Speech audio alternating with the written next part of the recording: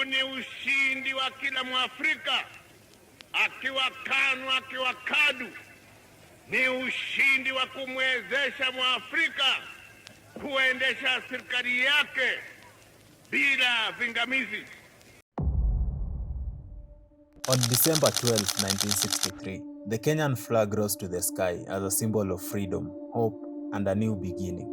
Many danced in the street, dreaming of a better future, a land of equal opportunity, dignity, and prosperity.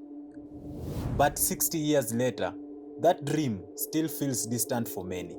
In a country blessed with fertile lands, brilliant minds, and natural riches, why are so many still struggling to survive? Was independence just the changing of flags, or did we just inherit chains of a different kind?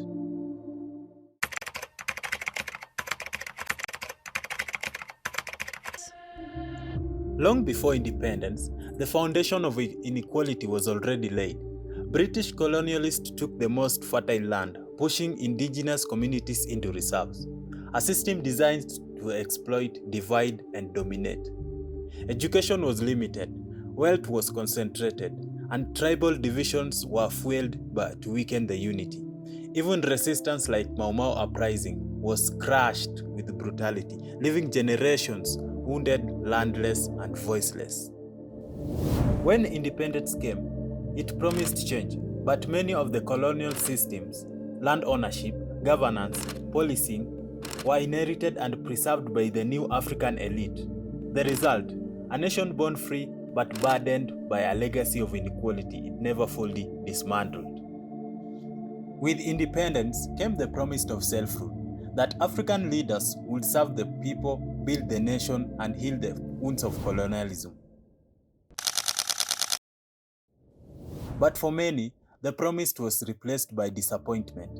Public service turned into personal enrichment, corruption became a system, not a scandal but a strategy.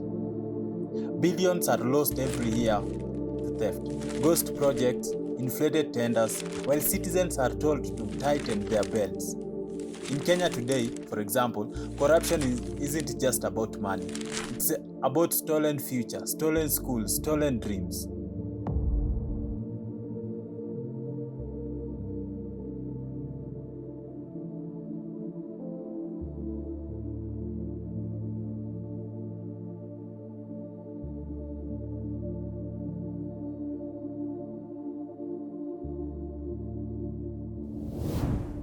For years, the headlines have been glowing. Kenya is the East African economic powerhouse. GDP is rising, roads are being built, skyscrapers are growing up. But behind the numbers lies a different story, a painful contradiction, because for many Kenyans, economic growth has not translated to economic justice. In a country where the rich get richer and the poor remain trapped, we must ask, who is the growth really for? Why does a Kenyan teacher earning Kenyan shillings 18,000 a month pay taxes while the billion shilling scandals go unpunished? In Kenya, land is more than just soil. It's history, power, and identity. Yet for millions, land is a dream they'll never own. Because while the country gained independence in 1963, most of the land never changed ownership.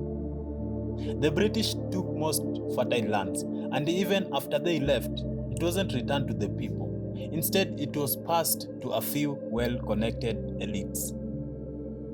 From the coast of Rift Valley, stories of land grabbing, historical displacement, and the fake title deeds are still unfolding. Kenya is rich in land, water, minerals, and oil, but the people are locked out.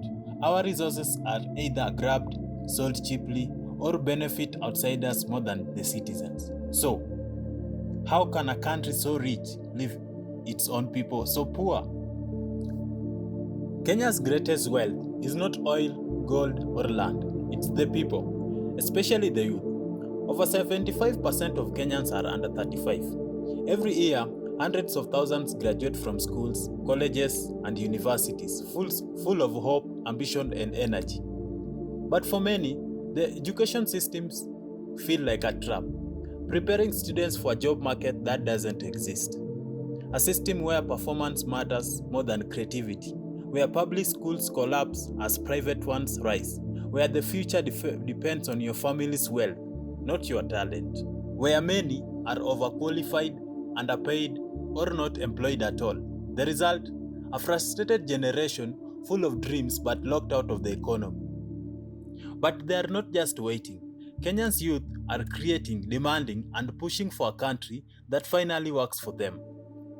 After independence, Kenya stood proud, ready to build a nation free from foreign dominance. But 60 years later, a new kind of colonization has returned.